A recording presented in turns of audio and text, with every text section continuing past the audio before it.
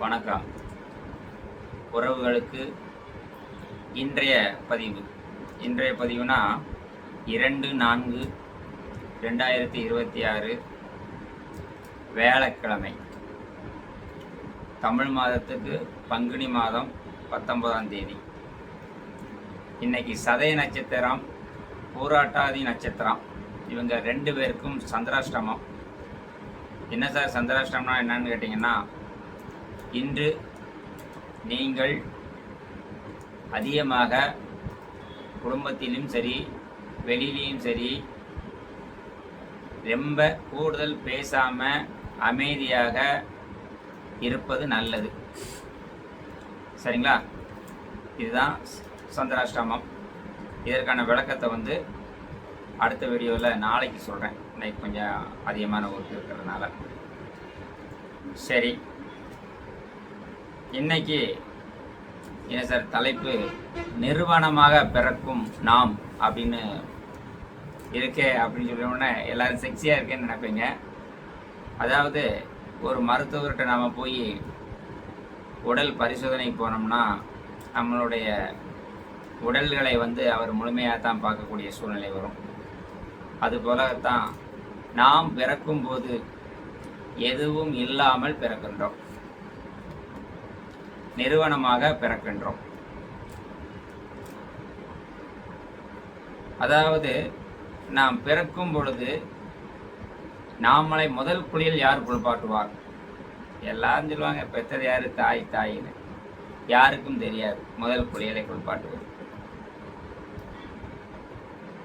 யாருக்கும் தெரியாமல்ல, மற்றவர்களுக்கு தெரியும், நமக்கு தெரியாது.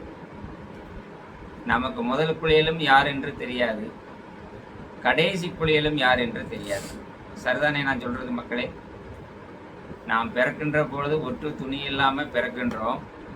முதல்ல நம்மளை குளிப்பாட்டுவது யார் என்று நமக்கு தெரியாது, கடைசியில் இறந்த பொழுதும் நம்மளை குளிப்பாட்டுவது யார் என்று நமக்கு தெரியாது. வாழ்க்கையில் இதுதான் வாழ்க்கை. இதற்கு இடையில நாம் எவ்வளவோ போராட்டங்கள் பண்ணுறோம்.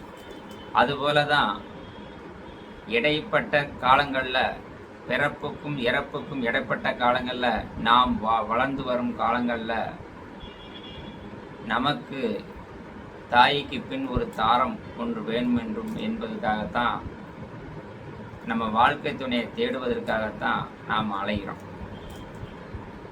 முதல்ல நாம் சொந்த பந்தங்களை சொல்லி திருமண வாழ்க்கைக்கு நம்ம ஏற்பாடு செய்து கொண்டிருந்தோம். ஆனால் இப்போ நம்ம சொந்தக்காரர்கள் தான் நமக்கு முதல் எதிரியாகிறாங்க. அதனால அவர்களை விட்டு அந்நியத்தில் சம்பந்தம் பண்ண ஆரம்பிச்சிட்டோம். இப்போலாம் யாரும் சொந்தத்தில் திருமணங்கள்லாம் செய்கிறது கிடையாது, அந்நியத்தில் தான் நம்ம பார்க்குறோம். அந்த அந்நியத்தில் பார்க்கின்ற பொழுது நமக்கு ஒரு 3வது நபர் தேவைப்படுகிறது. அந்த 3வது நபர் தான் எங்களை போன்ற திருமண அமைப்பாளர்கள். இதற்கு முன்னு எத்தனை திருமண அமைப்பாளர்கள் நீங்கள் பார்த்திருந்தாலும் பரவாயில்ல, இனி நீங்கள் எந்த திருமண அமைப்பாளர்களையும் பார்க்க வேண்டியதில்லை. சரி, ஒரு சில பேர் 15 ரொம்ப நாளாயிடுது அப்படி என்று இந்த வீடியோ பார்க்குறவங்களுக்கு தோணும். நான் ஒரு மனிதர் மட்டுமல்ல, எனது அலுவலகத்தில் நிறைய பணியாளர்கள் வேலை செய்கிறாங்க. அதில் ஒரு சில பேர்கள் எல்லோருக்கும் நல்லபடியாக வேலையில் பார்க்க முடியாது, சில வேலைகள் தாமதம் ஆகுது என்று எனக்கும் தெரியும். அதையும் சரி செய்து கொண்டு இருக்கிறேன். அதனால தான் நான் தினமும் 11 மணி 12 மணி வரைக்கும் ஆகிறது, நல்ல ஒரு பேர் எடுக்கணும் அப்படிங்கிறதுக்காண்டி. இனி உங்களுக்கு அந்த கவலைகள் இல்லை.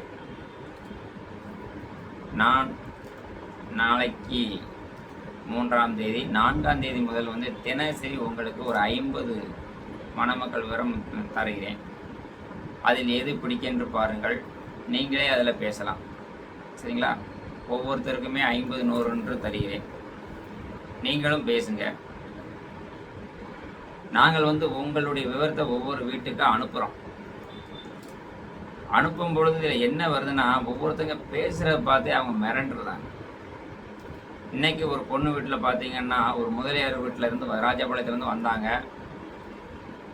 அவங்களுடைய விவரத்தை மாப்பிள்ளை வீட்டுக்கு கொடுத்துருக்கோம். மாப்பிள்ளையோடைய அம்மா என்ன சொல்கிறாங்கன்னா, வந்துட்டாங்களா உடனே வீட்டுக்கு கூப்பிட்டு எப்படி உடனே கூப்பிட்டு வர முடியும்? வந்தாங்க, ஃபோனில் பேசியாச்சு. பொண்ணு வீட்டுக்காரங்க என்ன சொல்கிறாங்க, பொருத்தம் பார்த்துக்கிறேன்னு சொல்கிறாங்க. அந்த அம்மா இப்போவே பார்க்க வாங்க அப்படின்னு. ஏன் இவ்வளோ அவசரப்படுறாங்க? பையன் வீட்டில் பேசியாச்சு. பேசின உடனே நீங்கள் வாங்க இல்லை நாங்கள் வரோம்னா அது என்ன அர்த்தம்?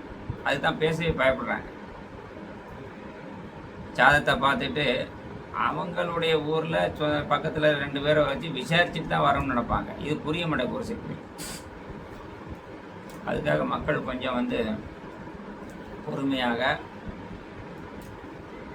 பேசுங்க. பெண் வீட்டுக்காரர்களும் மாப்பிள்ளை வீட்டுக்காரரும் பொறுமையாக பேசுங்க. நீங்கள் என்னென்னா பெண்ணு கிடைக்கல பையன் கிடைக்கல அப்படிங்கிற ஆதங்கத்தில் ஸ்பீடாக பேசுகிறீங்க. அந்த கோபம் தான் நம்மளை என்ன செய்யுது, நம்மளுடைய பிள்ளைகளுக்கு கொஞ்சம் இதாகிடுது. ஏன்னா பழைய காலத்தவர்கள் அப்படி தான் இருப்பாங்க. அதனால் கொஞ்சம் பொறுமையாக செய்யப்படுங்க. சரி, அடுத்தபடியாக இன்னைக்கு ஒரு 4 மக்கள் விவரங்களை சொல்கிறேன். இந்த மணமக்கள் பிடிச்சிருந்துச்சுன்னா நீங்கள் எனக்கு கால் பண்ணுறதை விட என்னுடைய வாட்ஸ்அப்புக்கு அனுப்புங்க. அப்படி இல்லைன்னா நீங்களே அந்த பெண்ணுடைய நம்பர் தரேன், பேசிக்கலாம். சரிண்ணா? முதல் பெண் வாணிய செட்டியார் சமுதாயம். வாணிய செட்டியார் சமுதாயத்தில் 21 வயது ஆகக்கூடிய பெண்ணு டிப்ளமா படிச்சிருக்கிறாங்க. சங்கரன் கோவிலில் தான் இருக்கிறாங்க. நல்ல வசதி வாய்ப்புகள் இருக்குது. எவ்வளோ வேணாலும் செய்வாங்க. சொல்லக்கூடிய விஷயத்தை கவனமாக நோட் பண்ணிக்கோங்க. நல்ல கலர், நல்ல லட்சணமான பொண்ணு. அப்பா அம்மா 2 பேரும் இருக்கிறாங்க. அந்த வீட்டில் 3மே பெண்ணு. சித்திரை நட்சத்திரம், துலாம் ராசி உங்களுக்கு சேருமான்னு பார்த்துக்கோங்க. இன்னும் ஃபோட்டோ என்கிட்ட கொடுத்துட்டாங்க, ஜாதகம் இன்னும் கொடுக்கல. ஃபோட்டோ மட்டும்தான் கொடுத்துருக்காங்க, ஜாதகம் கொடுக்கல. நான் தெளிவாக சொல்லிடுறேன். எப்படி சார் எதிர்பார்க்குறாங்க? கவர்மெண்ட் வேலையாக இருந்தால் மட்டும் பேசுங்க, இல்லைன்னா பேசாதீங்கன்னு சொல்லிட்டாங்க. இவங்களுடைய பதிவு நம்பரை நோட் பண்ணிக்கோங்க. 2,81,141. அதாவது 28/11/41. எங்கள் வெப்சைட்டில் போய் நீங்களே இந்த பெண்ணுடைய ஐடியை போட்டு அவங்க வீட்டில் பேசிக்கலாம். சரிண்ணா? இதை ஏன் சொல்கிறேன்னா, பெண் வீட்டுகளில் ஒரு சிலருடைய விருப்பம், அது 3 பொம்பளை பிள்ளை தான். இதுதான் மூத்த பொண்ணுக்கே கவர்மெண்ட்டில் வேணும். மக்களை நல்லா தெரிஞ்சுக்கோங்க. 5 வருஷமாக கலைஞர் ஆட்சியில், ஸ்டாலின் ஆட்சியில் கவர்மெண்ட் ஸ்டாஃப் அவ்வளோ எடுக்கலை. அதனால் கவர்மெண்ட் மாப்பிள்ளைகள் கிடைப்பது கொஞ்சம் கஷ்டம். இதை ஏன் சொல்கிறேன்னா, அந்த பெண்ணு பேரை சொல்லலை, அப்பா அம்மா பேரை சொல்லலை. ஏன் சொல்லலைன்னா, ஒரு சில பேர் அனுமதி கிடையாது, சொல்லாதீங்கன்னு சொல்லியிருக்கிறாங்க. அதுக்கு தான் இவங்க மட்டும் வேணும்னு நினைக்கிறவங்க, விரும்புகிறவங்க போய் ஐடி தரேன், போய் பார்த்துக்கோங்க. பெண்ணு நல்ல கலராக இருக்கும். இந்த பெண்ணு வேணும்னு நீங்கள் நினச்சிங்கன்னா நீங்களே நேரில் போய் பேசிக்கலாம். சரிங்களா? நீங்களே ஏன் சொந்த பந்தமாக இருந்ததுன்னு வச்சுக்கோங்களேன். சில பேர் எல்லாம் கவர்மெண்ட் வேலை வேணும்தான் சொல்லுவாங்க.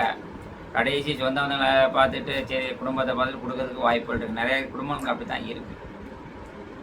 அதனால் இந்த பொண்ணுக்கு ஒரு நல்ல மாப்பிள்ளை அமைவதற்கு ஸ்ரீ ராஜேஸ்வரி திருமணத்தவன் மூலியமாக நான் இந்த பொண்ணுக்கு நல்ல மாப்பிள்ளையை வாழ்த்துக்கிறேன். நன்றி, வணக்கம். நான் பேசிய விவரங்கள் பிடிச்சிருந்துச்சுன்னா இந்த விவரத்தை 4 பேருக்கு ஷேர் பண்ணுங்கள். அப்படியே ஒரு சப்ஸ்கிரைப் பண்ணிக்கோங்க புதுசாக பார்க்குறவங்க. நன்றி, வணக்கம்.